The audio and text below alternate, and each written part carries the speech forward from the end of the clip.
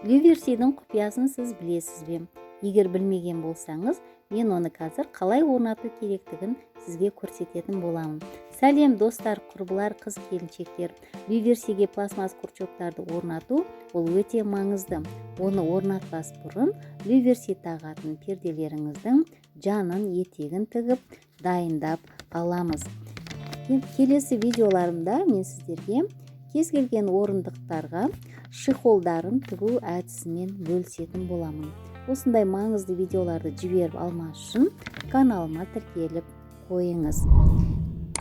Дайындап алған перделеріміздің басына мынандай етіп енін 12 см етіп дублеринді қырқып аламыз. Мен көрсетіп жатырмын, 12 см болу керек ені. Дублеринді қырықпай былай қолмен тартып жыртып алсаңыздар, ол өте ыңғайлы. Әрі түзу шығады, әрі жаңағы алғандарыңызға өте ыңғайлы болады. Бұл жыртып алған дублериндеріңізді перденің бас жағына қойып, ыстық үтікпен жақсылап жапсырып аламыз. Мен сіздерге көрсетіп жатырмын. Дәл осылай етіп қойып, жаңағы үтікпен басып жапсырамыз. Мына шетіне 1-2 см жеткізбейміз. Сөйтеміз да бұл жапсырып алған жерімізді екіге бүктейміз. Екіге бүктеп, оны да үтікпен басып жақсылап белгі қойып аламыз. Менікі пердем дайын болды бас жағы. Енді мен люверси орнатуға кірісемін. Жалпы люверсиді орнатқан кезде, мысалға сіздің пердеңіздің орнатып жатқан ені 2 немесе 2,5, 3 метр болады шығар. Енді әркімде әрқалай. Сол перделеріңіздің жаңағы енін люверсиіңіз жұп болып шығатындай етіп, теңдей арақашықтықпен бөліп аласыздар. Белгілеп алғаннан кейін жаңағы люверсилеріңіздің орнын анықтайсыздар. Орнын анықтағанда кольцасын қойып люверсиді ішін ручкамен немесе қаламмен маталарыңызға анық көрінетіндей етіп жаңағы кружоктарын сызып аласыздар. Орнатылған люверсилеріңіз перденің жоғары жағында 2-2,5 см жаңағы орын қалу керек. Перденің басына тақап орналастырмайсыздар. Олай орналастыратын болсаңыздар, ол жарасымсыз болып қалады.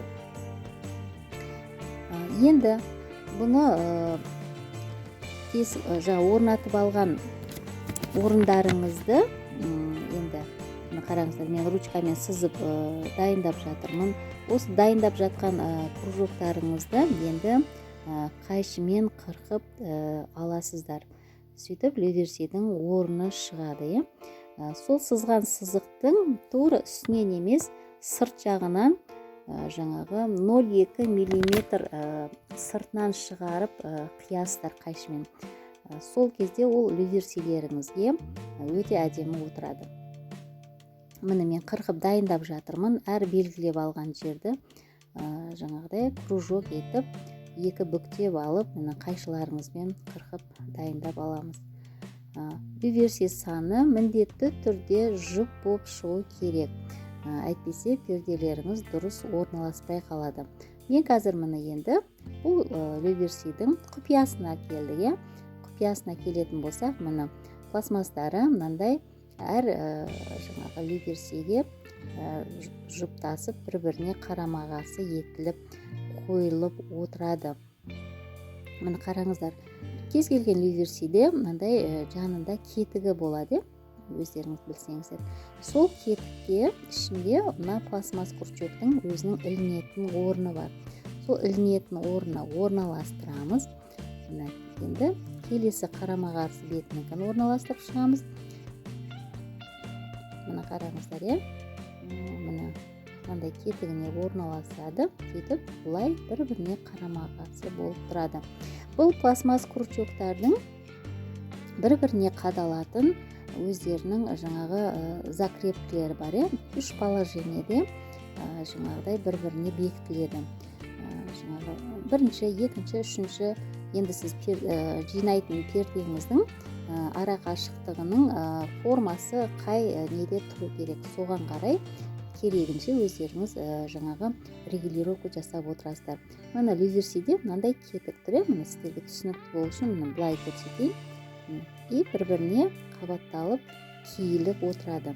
Пластмасс ілінетін беті перденің міндетті түрде теріс жағында болу керек. Жалпы видео сіздерге түсінікті болды деп ойлаймын. Видео ұнап жатса лайк басып, комментария қалдырсаңыздар болады. Сіздердің пікірлеріңіз маған өте маңызды.